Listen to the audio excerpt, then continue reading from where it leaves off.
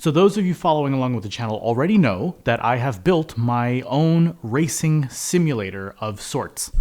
Those of you following along even further back know that I've dabbled with this concept of applying 20 hours of deliberate practice to different things for me to try and gain exposure to different things that I've never tried before, gain a little bit of skill, and see if it can turn into a passion. Well, because of the fact that I can't exactly afford to constantly go to the track and can't afford to beat up on my car, why not try using what the pros use? Why not try using what the esports pros use to use a racing simulator? So then I went one step further, because at one point I was thinking to myself, what if I could do 20 hours at every track in the country, maybe even the world? Then I also realized no one's going to let me do that, at least not yet. So enter the racing simulator, and thinking about trying to apply 20 hours of deliberate practice to each and every circuit. Now that is a lot of time when you're applying it to a 1 minute, a 2 minute, or a 3 minute lap. But imagine what would come from it, and what if I were to use that time to also analyze the track based on whatever knowledge I have now, and as that knowledge builds over time, how my analysis of each track is going to change pre and post 20 hours. What would come of that? How good could I really get at least virtual simulation driving? Well, I guess we're about to find out. Welcome to the first 20 hours of Suzuka Circuit. Let's do it. And we'll start the timer. Whatever, you see it going. I'm already 10 seconds in. So what I'm going to do is I'm going to start with just going through the lap a couple of times, not at max speed, getting some level of familiarity with where the turns are, and trying to assess myself what gear I should be in which turns. So it's 2 turns, and one is tighter than the next. Whoa, off the track. It says I can take it in 5th gear. Oh, I can, okay. And then taking this turn. Whoa, second apex. Oh, forgot, see? Oh, I wasn't paying attention. Hold, please. Getting out of the off the throttle, through, oh, that was bad. 150. Okay, so not 50. Let's try to get a lap where I don't spin. All right, focus, no talking. Off the throttle. Let it bring me in. 4th through there. Off the throttle, turn in, and pedal to the floor. 206.261. Didn't use any instruction. Got familiar with the track and experimented with where I could apply what gear at what speed. And now off to the races. Oh!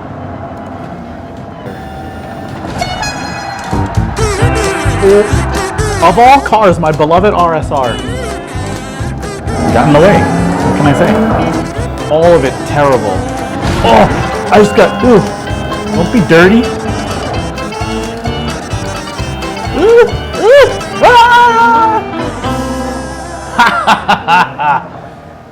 Couldn't have gone smoother.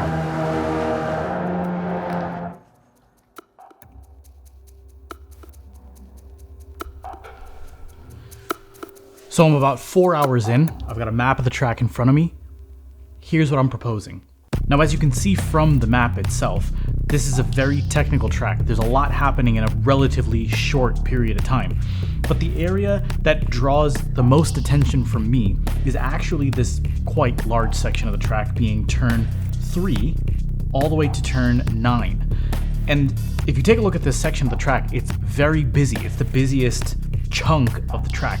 And that, I think, ends up having a huge effect on your overall lap time. Screw any of this up, and it'll dramatically affect how quickly you can get around the lap. What makes this section so particularly challenging and interesting is right from turn 3 into turn 6, you see it's a series of left, right, that are tightening as you go along, and there's not much space in between each turn, which means you're going to be dealing with a shift back and forth between maintenance throttle and acceleration deceleration without even braking, and you're dealing with the shift from left to right, which means you're not only balancing the weight of the car shifting forward and backward, but you're also having to balance that smoothly going left to right while maintaining a good enough contact patch on all 4 wheels and staying on the tarmac at the same time as having the right entry, clipping at the right clipping point, and exiting in a way that sets you up for the next entry again and again and again, ultimately to let you out onto turn 7, which is tight followed by wide. Which leads into the next interesting section of the track, which also has a lot to do with weight management and distribution of weight, is turn 8 into turn 9. Now, both of these turns are actually not huge curves, but they're very abrupt changes in direction.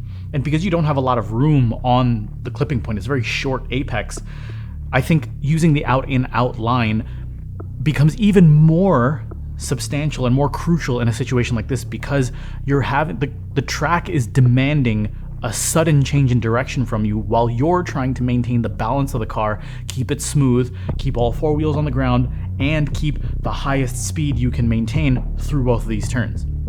Now, overall, in general, there's a lot to cover with this track, so we're going to break it down sector by sector, and we're going to start with sector 1, which is turns 1 through 7. Now, one thing I did overlook is the fact that when you do circuit experience in GT, Sport, or 7 or whatever, they give you a car to do it in. So while I did the race and like the pre-briefing laps in a 1997 very limited front-engine Supra GT car, what they put me in was a much more powerful mid-engine Honda NSX concept GT car. Though I can't possibly see what could go wrong in this situation.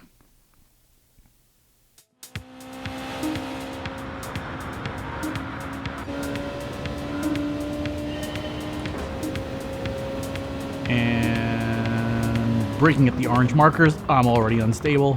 Wow, I am... Holy moly. I don't even know what to say. All right, we're gonna have to take a couple of tries here to get warmed up. Going from a front engine, much lesser powered car to a mid-engine, much higher powered car basically became 2 hours of a masterclass in driving physics. Oh God, oh my God. I'm understeering like crazy. There's definitely a benefit to trailing the brake all the way through, but what I'm finding continuously is that I'm overslowed for turn 2. I'm gonna have to be more cognizant of how much braking I'm applying throughout the entire entry point into turn 1, because I'm way too slow into turn 2. Oh, understeering so much. And off the track. Off the track again. What is happening? The bottom line is you're going from a lesser powered front engine car to a higher powered mid engine car. And it's just not going to behave the same way. By applying the braking points and the track in and track out points from the Supra to the NSX, I was basically feeling like I was leaving a lot on the table going into turn 2, which meant I was trying to catch up using the throttle, which I think was sending me off the track. I think the other part of the story, I am wrestling to keep the car in the line that I want it to go. It definitely takes a level of driving skill, no doubt, to keep the car steady while it's trying to get out from under you, but it's the expert level of skill when you get the car to do not only what you want it to do, but what it is optimally able to do while at the limit of grip. Fortunately, I realized at this point that GT7 also has a demo video with the NSX on that particular sector. And what an eye-opener that was.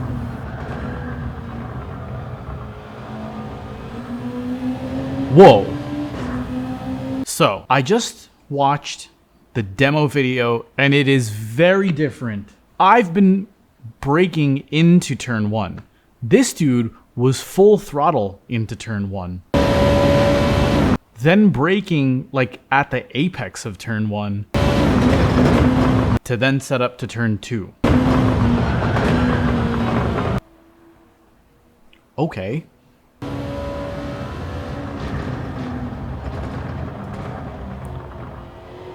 I'm still on the tarmac. Massive amounts of understeer there.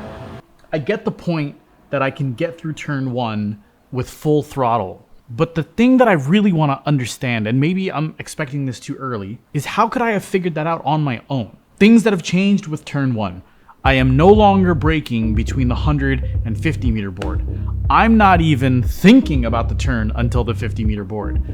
Getting to the 50 meter board and then starting to turn in. I guess if this was real life, you'd be braking early, you'd make the apex late to be safer, and then you'd realize, hey, I can come into that turn, like I'm not even at the limit, and then maybe brake less until maybe at one point you're coasting through the turn, and then you realize you can gas through the turn.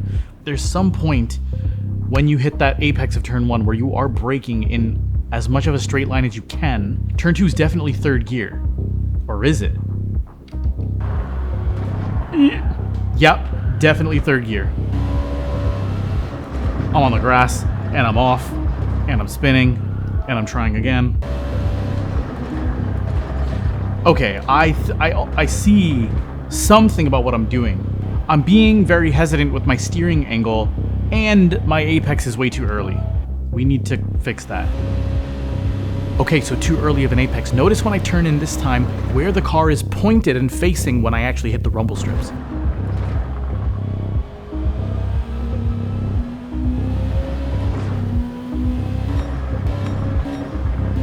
Ow! I quit. I'm done for tonight. And quit I did for the night. I slept on it, I got back into it the next day, and I wanted to get into it now with a deliberate intention to tackle two specific things that I noticed. One, like I just mentioned, that my apex is constantly too early. It's a perennial problem of mine. The second thing was something peculiar happening with the ghost car at turn 2. See if you can spot it. We'll talk about it at the end. In any case, this ended up turning into, out of the entire 20 hours, about 6 hours of just going over Sector 1, turn 1 and 2, over and over and over again. Cue the montage.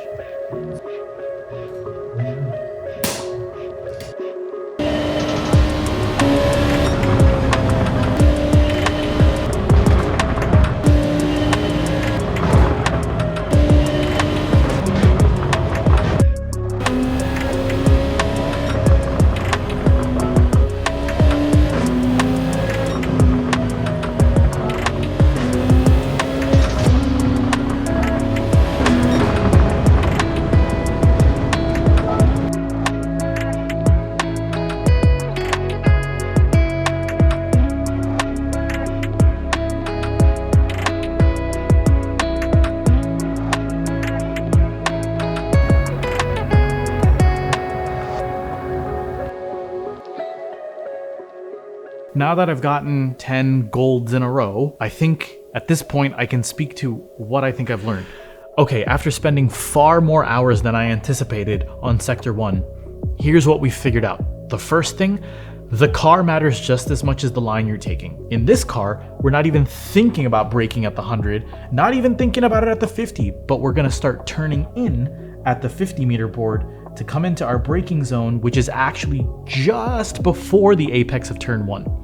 Over there, you're gonna put threshold braking for a small period of time, and then you're gonna trail the brake through turn 1 and then around into turn 2. The trick with this is it turns turn 1 and 2 into one sweeping turn. You can trail the brake to basically slowly reduce your speed until you nail it right at the apex of turn 3. In some of the earlier footage, when I was going against the demo lap ghost car, there was a specific point at which the ghost car would always pass me, and it was at turn 2. The funny thing is, turns 3 through 6, I'm actually trailing right behind the ghost car, keeping the distance the entire time. And that brings up another point about 3 through 6. The thing to point out here is that I was losing speed at turn 2. This technique of trailing the brake and turning it into one swooping turn fixed that problem immediately because it allowed me to carry the right amount of speed and rein in the right amount of stability through turn 2. The thing to know about 3 through 6 is, as we mentioned, it's the most technical portion of the track, which means you can make or break your entire lap time right here, but not through speed. In footage where I was understeering, I would understeer from turn 3, then even more in turn 4, and turn 5, and turn 6. If I even made it that far, I would be off the track by then. One bad exit leads to a bad entry, which leads to a bad exit, etc., etc. That's only worsened if you try to make up lost time in 3 through 6. As best as I can tell, by setting yourself up stably coming out of turn 2, what you're going to do is create semi-late apexes for turn 3, turn 4, and turn 5, and then hug turn 6 to set yourself up for turn 7. What this does by setting up slightly late apexes is it exits you at just the right spot in like the middle of the track to the middle outside of the track to then create a perfect entry into the next turn.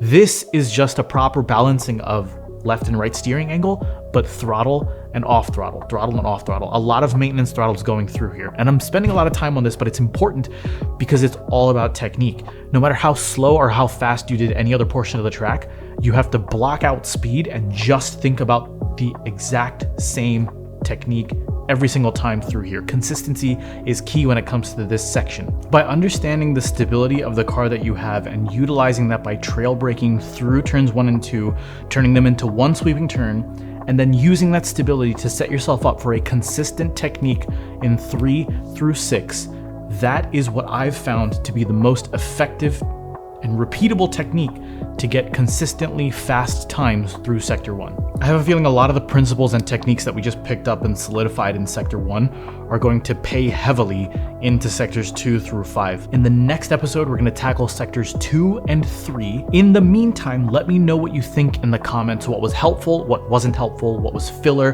what was entertaining, what wasn't entertaining. I have a feeling this is going to be one that's going to hold my attention for quite a bit. Until then, I'm going to keep cracking at those 20 hours, and hopefully by hour 20, we'll be ready for race day.